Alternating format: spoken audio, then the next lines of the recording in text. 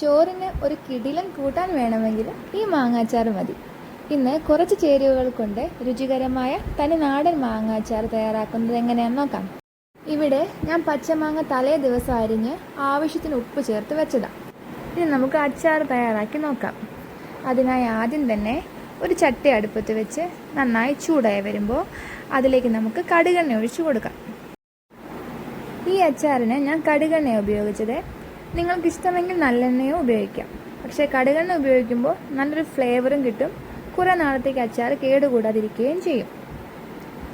കടുകെണ്ണ നന്നായി ചൂടായി വന്നതിന് ശേഷം അതിലേക്ക് നമുക്ക് കടുക് ചേർത്ത് കൊടുക്കാം.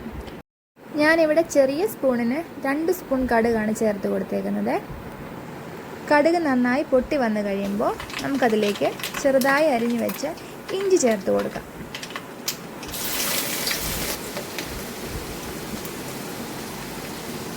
ഇഞ്ചിയുടെ കൂടെ തന്നെ നമുക്ക് ചെറുതായി അരിഞ്ഞു വെച്ച് വെളുത്തുള്ളിയും ചേർത്ത് കൊടുക്കാം.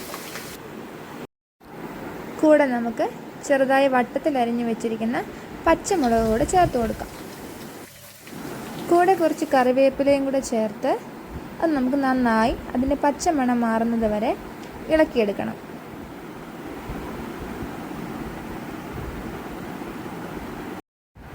ഇത് നന്നായി വാടി വന്നു കഴിയുമ്പോൾ നമുക്കിനി ഇതിലേക്ക് പൊടികൾ ചേർത്ത് കൊടുക്കാം.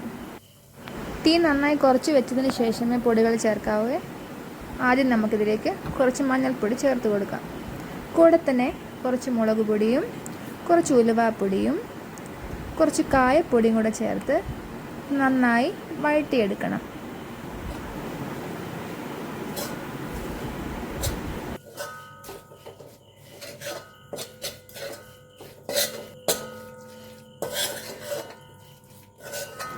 പൊടികളുടെ എല്ലാം പച്ചമണം മാറി വന്നു കഴിയുമ്പോൾ നമുക്കിതിലോട്ട് കുറച്ച് വിനാഗിരി ചേർത്ത് കൊടുക്കാം.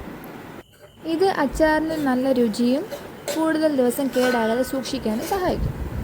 വിനാഗിരിയും ചേർത്ത് നന്നായി തിളപ്പിച്ചെടുത്തിട്ട് നമ്മൾ തലേ ദിവസം അരിഞ്ഞ് ഉപ്പ് ചേർത്ത് വെച്ചിരിക്കുന്ന മാങ്ങ നമുക്ക് ഈ കൂട്ടിലോട്ട് ചേർത്ത് കൊടുക്കാം. അത് മുഴുവനായി ചേർത്ത് കൊടുത്തിട്ട് ഒന്ന് ഇളക്കി യോജിപ്പിച്ചെടുക്കണം.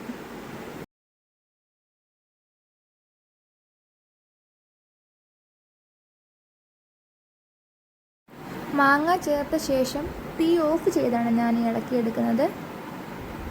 അങ്ങനെ ചെയ്യുമ്പോൾ മാങ്ങ നല്ല ക്രഞ്ചി ആയിട്ടും ഇരിക്കും, മാങ്ങ അച്ചാറിന് രുചി കൂടുകയും ചെയ്യും.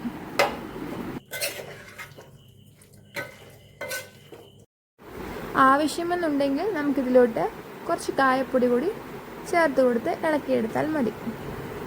നമുക്ക് നമ്മുടെ അച്ചാർ നല്ല സൂപ്പറായിട്ട് കിട്ടിയിട്ടുണ്ട്. ഇനി ഇത് തണുത്തതിന് ശേഷം നനവില്ലാത്തൊരു കുപ്പിയിലാക്കി സൂക്ഷിച്ചു വെച്ചാൽ മതി. ഇത് എത്ര നാൾ വേണമെങ്കിലും കേടുകൂടാതിരുന്നോളും. ഈ റെസിപ്പി നിങ്ങൾക്ക് ഇഷ്ടമായെങ്കിൽ വീഡിയോ ലൈക്ക് ചെയ്യണേ. കൂടെ ചാനൽ ഒന്ന് സബ്സ്ക്രൈബ് കൂടെ ചെയ്തൊക്കെ. ഇനിയും പുതിയ പുതിയ റെസിപ്പികളുമായിട്ട് വീണ്ടും വരാം. Thank you.